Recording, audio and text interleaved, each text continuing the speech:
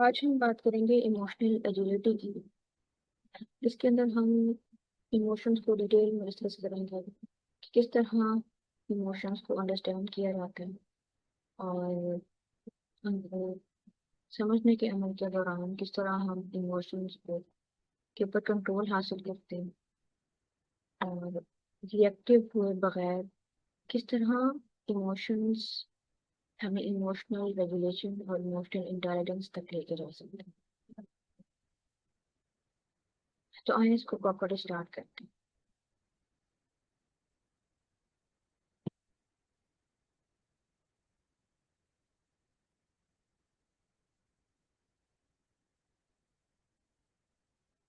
क्या क्या कवर करेंगे? सबसे पहले हम समझेंगे कि व्हाट इज इमोशनल एजिलिटी और इमोशंस को अंडरस्टैंड करना क्यों जरूरी होता है और अंडरस्टैंड ना करने की वजह से और सप्रेस करने की वजह से क्या नुकसान का सामना करना पड़ सकता है। इमोशंस को नाम देना और उनको समझना क्यों जरूरी है और मुश्किल किस्म के हालात में मुश्किल किस्म के इमोशंस को किस तरह हम प्रोडक्टिव तरीके से इस्तेमाल कर सकते हैं, ये भी पढ़ेंगे। और रेजिलियंस कैसे डेवलप की जाती है और सेल्फ कंपैशन और ऑथेंटिसिटी इमोशनल एजिलिटी के थ्रू किस तरह डेवलप होती है।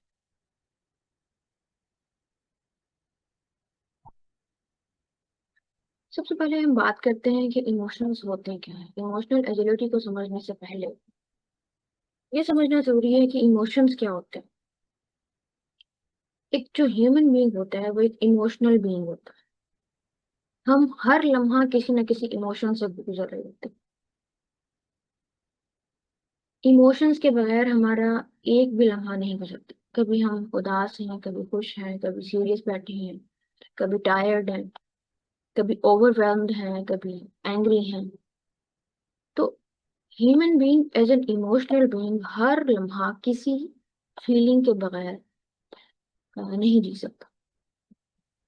और साइकोलॉजी में जो ह्यूमन को डिफाइन किया जाता है वो कॉग्निटिव ट्रायड के अकॉर्डिंग भी इमोशंस, थॉट्स और बिहेवियर के अकॉर्डिंग ही डिफाइन किया जाता है कि हमारे इमोशंस, हमारी हमारी थॉट्स और हमारे बिहेवियर्स हर लम्हा हमें घेरे हुए होते हैं।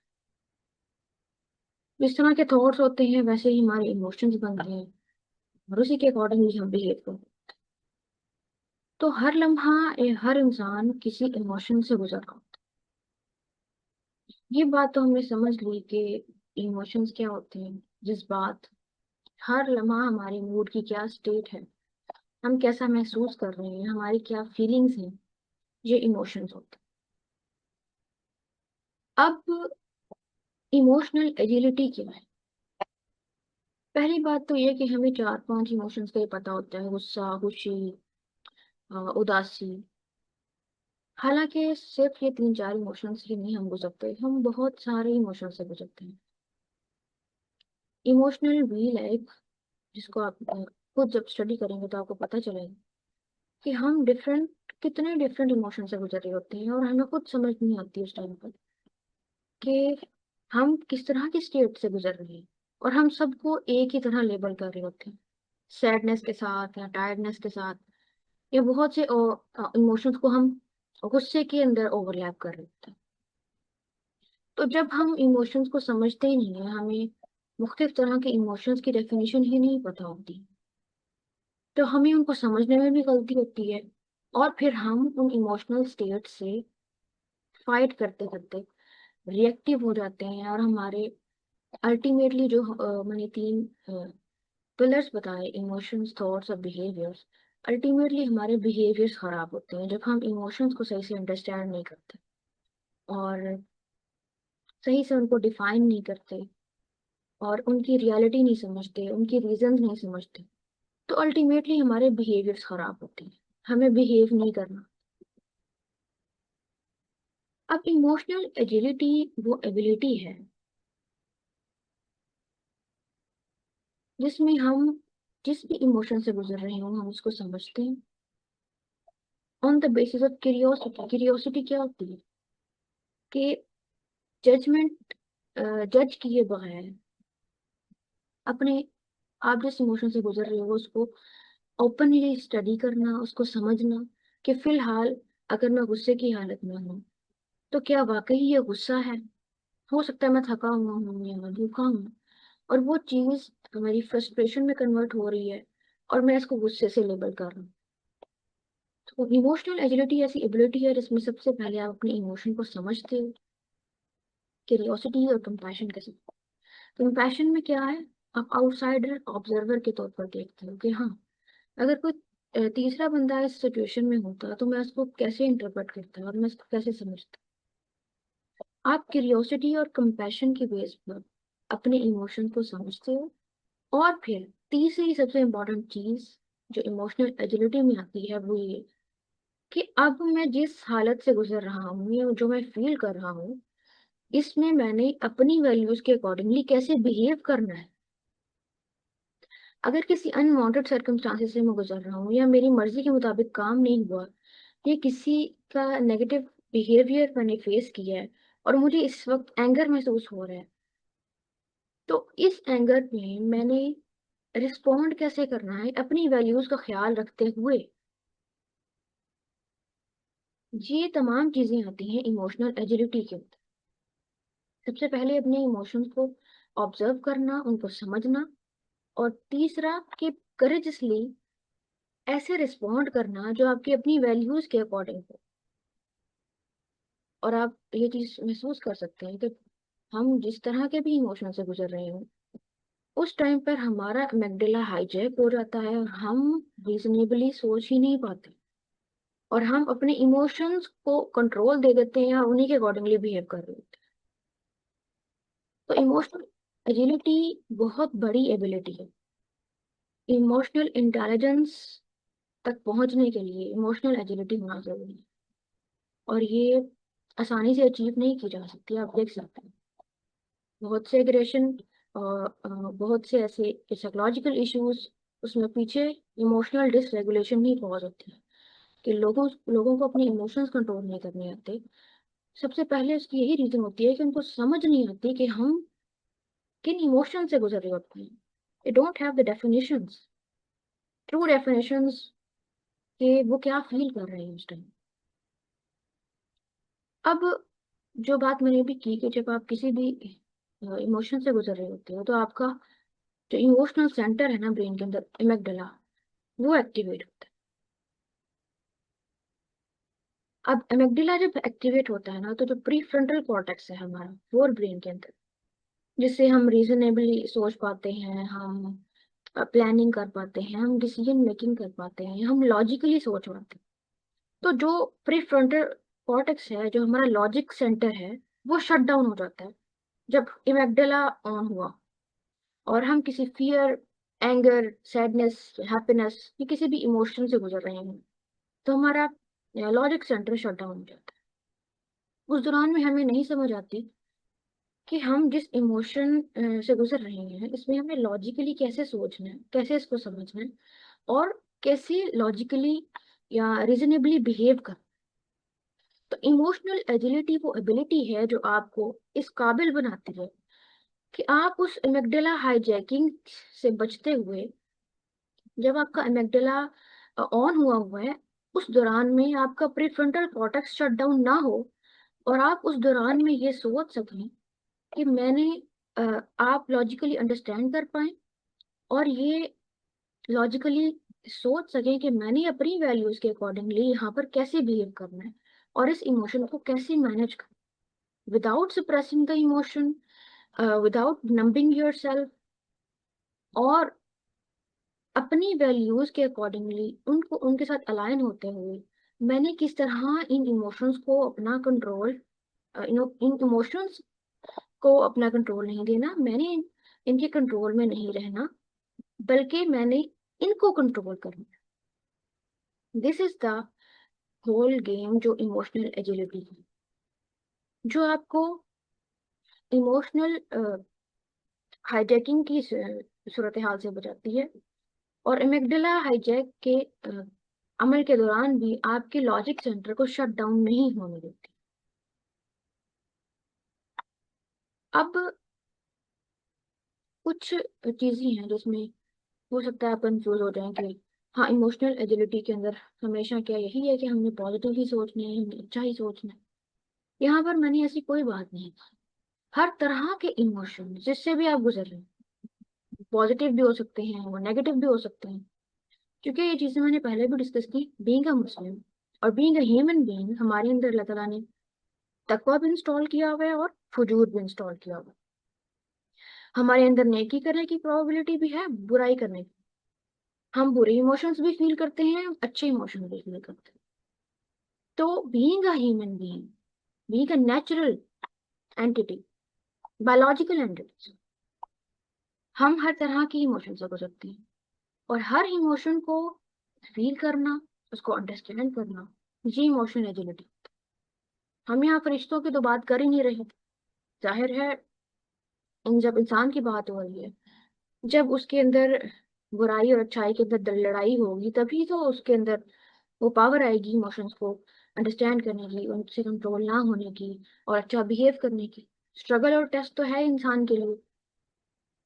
तो emotional agility is not about positive thinking merely कि आप सिर्फ पॉजिटिव ही सोचते रहो।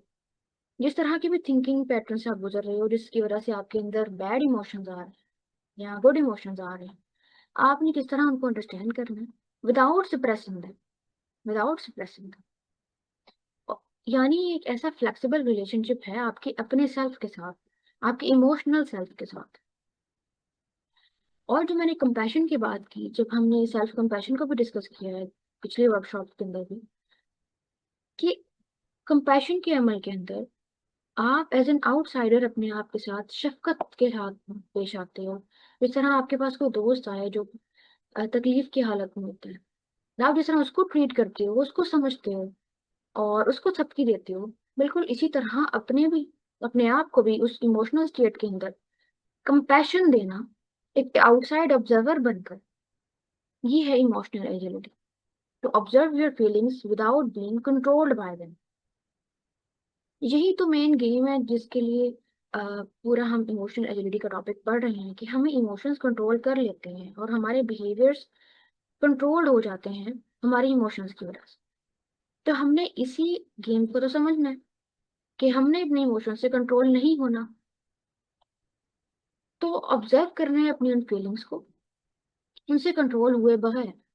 और लास्ट, हमने वैल्यू बेस्ड एक्शन लेने हैं कि मेरी इकदार के मुताबिक, मेरी वैल्यूज के अकॉर्डिंगली मैं इस इमोशन के बदले में कैसे रिस्पॉन्ड कर सकता हूँ without being in a reaction mode.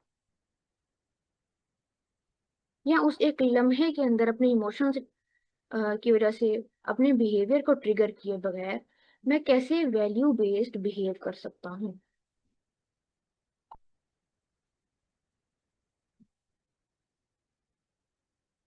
हमने तज़किया नफ्स की बात बहुत सारी सारी वर्कशॉप में की है कि इंसान के अंदर जो अल्लाह ताला ने एक सिस्टम रखा है ना, नफ्स, नफ्स का एक पूरा एक 3 लेवल डोमेन है, जैसे अम्मारा, लवामा और मुतमईन।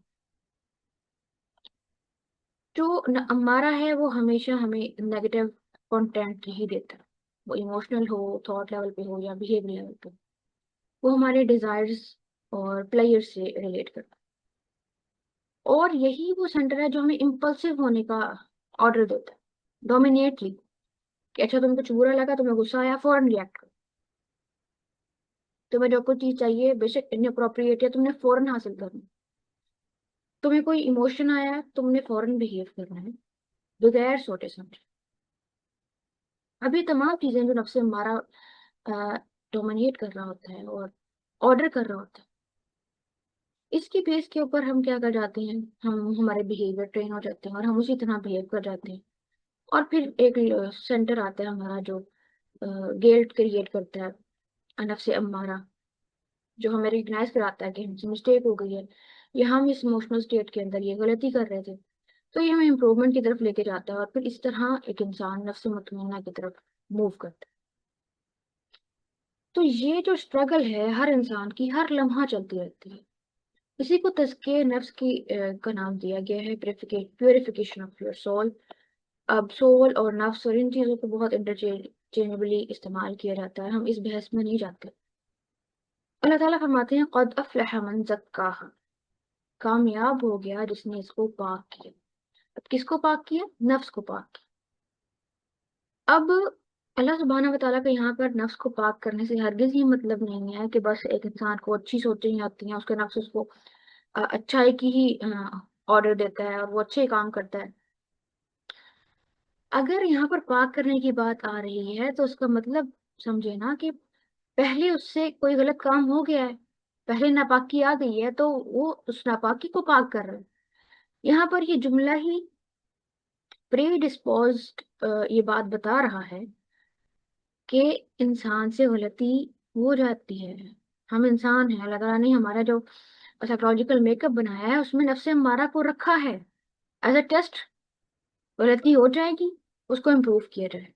बैड इमोशंस आ जाएंगे, हमने रेगुलेट करना सीखना। बैड इमोशंस को अंडरस्टैंड करना और फिर उनको सेल्फ कंपैशन के थ्रू ऑब्जर्व करना, उनका ट्रिगर दरियाफ्त करना, उनकी रीजंस ढूंढना और फिर वैल्यू बेस्ड एक्शंस लेना।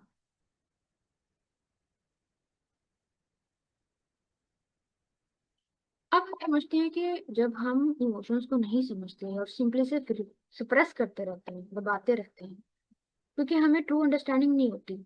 हमें ये नहीं पता होता कि फिलहाल इस टाइम में किस तरह की फीलिंग से गुजर रहा हूँ, हमें डिफाइन नहीं करना आता, हमें समझ नहीं आती, तो हम सप्रेस कर जाते हैं। यही वाहिद हल होता है हमारे पास एज ए डिफेंस। और सप्रेशन के बाद हमें महसूस हो रहा होता है कि हाँ, वक्ती तौर पर हमें रिलैक्स फील हो रहा होता है, हम उस स्टेट में से निकल आते हैं। लेकिन सप्रेशन लॉन्ग लॉन्ग लास्टिंग जो इम्पैक्ट छोड़ती है वो बहुत ज्यादा भयानक होता है।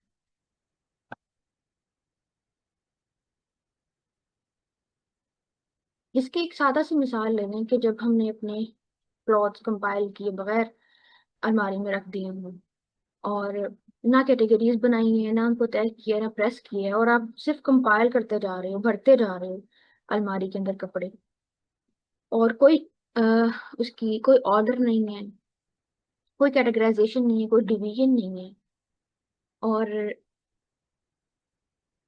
आपने सिर्फ सिर्फ और सिर्फ कंपाइल किया है और उनको छुपा दिया है कि ये कमरे में बिखरे हुए बुरे लग रहे हैं तो इनको एक जगह पर इकट्ठे कर दिया जाए, और अलमारी बज़ाहिर बाहर से बंद कर दी और वो बहुत साफ सुथरी लग रही है। देखने में तो बज़ाहिर बहुत टाइडी लगेगी चीजें, लेकिन जब भी आप अलमारी खोलोगे तो वो सारी चीजें आपके ऊपर आके गिरेंगी और वो बहुत ज्यादा मैस क्रिएट करेंगी।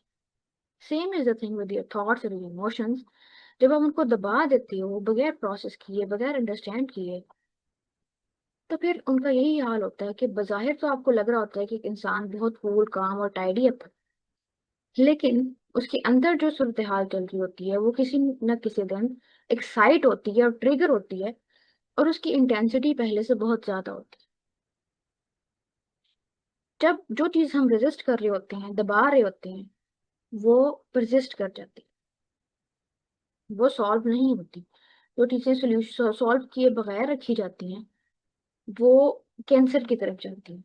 जो जख्म हील नहीं किए जाते, जिनके अंदर से पस को और गंदगी को नहीं निकाला जाता, तो वो ट्यूमर्स कैंसर और बेनाइन और मैलिग्नेंट ट्यूमर्स बन जाते हैं जो कैंसर की तरफ जाते हैं।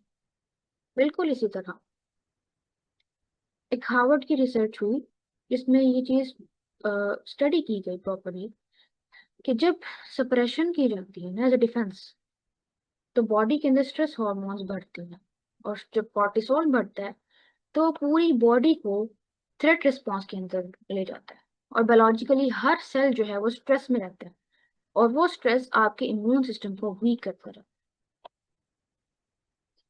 और पिछले वर्कशॉप में हमने ये डिस्कस किया था कि किस तरह हमारे जो साइकोलॉजिकल डिस्टर्बेंसेस होते हैं वो हमारे बॉडी पे असरअंदाज होते हैं, हमें सोमैटिक सिम्टम्स प्रोड्यूस करते हैं। बाज़ औक़ात आपके पट्टों का खिंचाव, आपके सर का दर्द और आपका बॉडी पेन हो सकता है कि वो आपकी फिजिकल वीकनेस की वजह से ना हो, वो आपकी साइकोलॉजिकल डिस्टर्बेंसेस हों जिसको आपने सप्रेस किया हो, और फिर वही सिम्टम्स फिर आगे जाकर एंजाइटी, डिप्रेशन और इस तरह के साइकोलॉजिकल डिसऑर्डर्स का के फॉर्म में प्रेजेंट हो। यही वो अनप्रोसेस्ड इमोशंस होते हैं जो आपके अंदर एक्यूमुलेट कर जाते हैं और इस तरह के डिसऑर्डर्स की फॉर्म में प्रेजेंट होते हैं। और जब आप इस तरह के अनवांटेड सर्कमस्टांसेस से गुजर रहे हो, आपके रिलेशनशिप डिस्टर्ब होते हैं, और फिर जाहिर है इंसान का इंसान के साथ वास्ता है, इंसान सोशल बीइंग भी है। तो जब आपके किसी भी इंसान के साथ या किसी भी इन्वायरमेंट में अनवांटेड सर्कमस्टांसेस से आप गुजरे हो, आपको बैड इमोशंस फील हो रहे हैं, और वहां पर आप मामले को रिजोल्व किए बगैर सप्रेस कर जाते हो, तो क्या होता है? आपकी रिलेशनशिप भी डिस्टर्ब होती है, आपके अंदर फ्रस्ट्रेशन बढ़ती है और रिजेंटमेंट बढ़ती है रिलेशनशिप्स के अंदर। एक एक ना हल होने वाला गुस्सा और नाराजगी और नफरत बढ़ती है, जिसकी वजह से इरिटेबिलिटी और इमोशनल नंबनेस क्रिएट होती है। और अगर ये चीजें बढ़ती जाएं तो एक विशियस साइकिल बन जाता है कि आपने जो कुछ भी फील किया आप फौरन सप्रेस करते रहते हो। आप समझते हो कि मुझे टेम्परेरी रिलीफ मिल गया है, सुकून आ गया है, बज़ाहिर मैं उस सिचुएशन से निकल आई हूँ, लेकिन वो फीलिंग्स दोबारा से आती हैं और स्ट्रांग हो गया, और ये लूप कभी खत्म नहीं होता जब तक आप उन इमोशंस को अंडरस्टैंड नहीं करते, उनको प्रोसेस नहीं करते, और फिर वैल्यू बेस्ड एक्शंस नहीं लेते।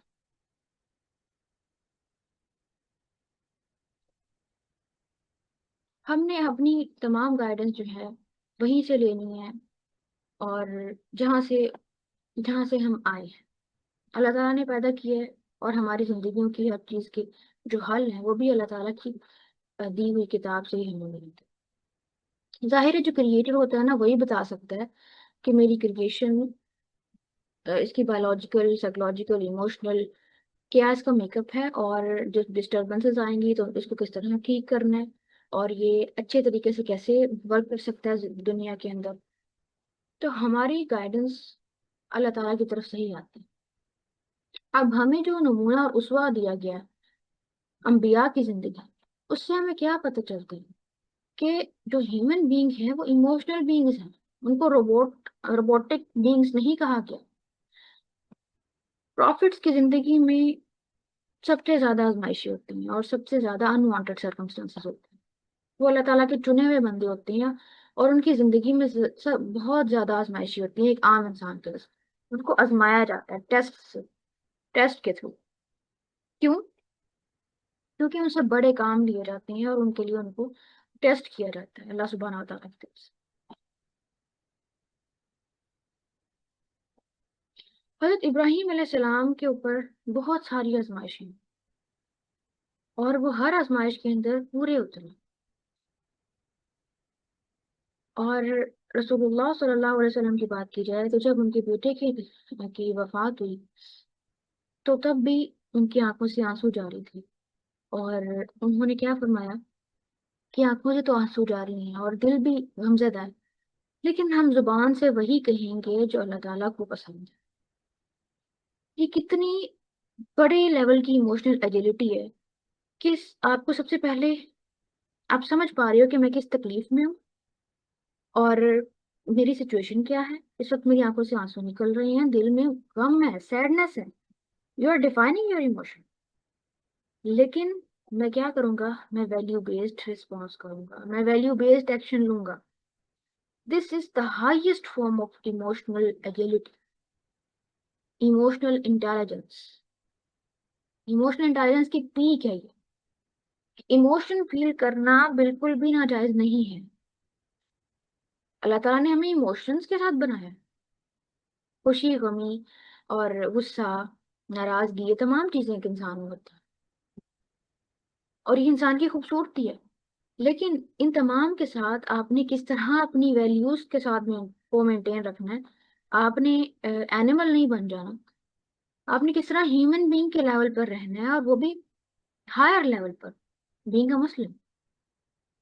ये वो साइंस है जो हमें समझनी है कि इमोशंस की क्या साइंस है, कि उनसे कंट्रोल हुए बगैर उनको कंट्रोल करना, और अपनी वैल्यूज को कभी भी वैल्यूज की बल को नेग्लेक्ट नहीं करना अपनी इमोशंस की बेस, कि उस वक्ती गुस्से में या उस वक्ती नफरत में आप हैवानों की तरह बिहेव करने लग जाओ और आप उस लेवल से नीचे आ जाओ जो अल्लाह ताला ने आपको दिया है, बीइंग ए ह्यूमन और बीइंग अ मुस्लिम।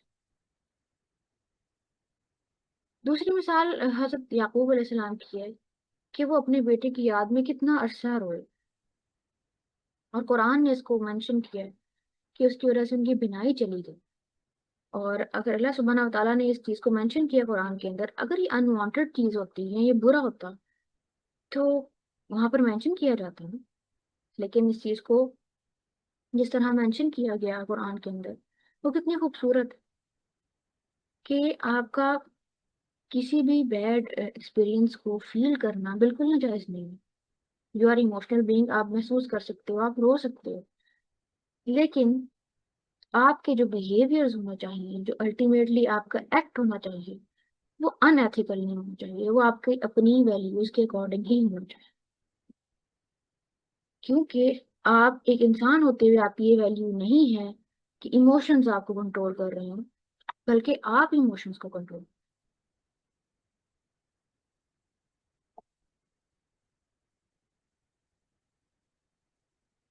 अब इमोशंस को नाम देना और उनको समझने की जो एक प्रोसेस है, उसको हम इमोशनल ग्रेनुलैरिटी कहते हैं। ये लीसा फेल्डमैन बैरेट ने दी थी। और वो कहते हैं कि जितनी प्रिसाइजली आप किसी इमोशन को नाम देते हो, आपको उसको मैनेज करना उतना ज्यादा आसान होता है। फॉर एग्जाम्पल, आप किसी अनवांटेड सर्कमस्टांसेस से गुजरे हो, या आपने ट्राई किया एग्जाम के लिए, आपने तैयारी भी की, लेकिन आप उस तरह का रिजल्ट नहीं अचीव कर पाए, तो आप कह रहे हैं कि मुझे बुरा फील हो रहा है, आई फील बैड। तो ये जो वर्ड है ना, ये एक बहुत एम्बिगुअस वर्ड। ये तो मैंने शायद कंडीशन आपको पहले से बता दी ना, तो आपको यहाँ पे क्लियर हो जाएगा कि हाँ, उसके नंबर कम आए थे तो वो सैड हो गए। अब वो उस बंदे को मैं फील नहीं हो रहा, रीजन नहीं पता चल रही कि मैं अगर आज सैड हूँ तो क्यों सैड हूँ। हालांकि वो फेल नहीं हुआ, उसके बहुत अच्छे मार्क्स नहीं, लेकिन फिर भी वो अपने अंदर बैड फील कर रहा है, वो अपसेट है। ये जो इमोशनल स्टेट है, ये क्लियर नहीं है।